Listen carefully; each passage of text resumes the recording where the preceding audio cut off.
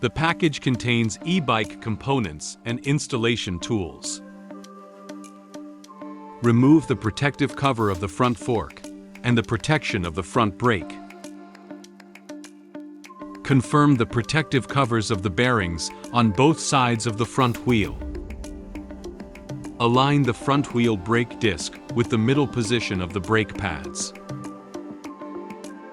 Position the front wheel in place and tighten the quick-release buckle. Adjust the handlebar to an appropriate angle and tighten the screws.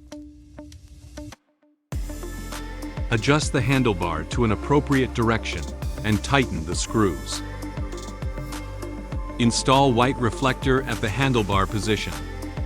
Install red reflector under the seat. Tighten the seat clamp.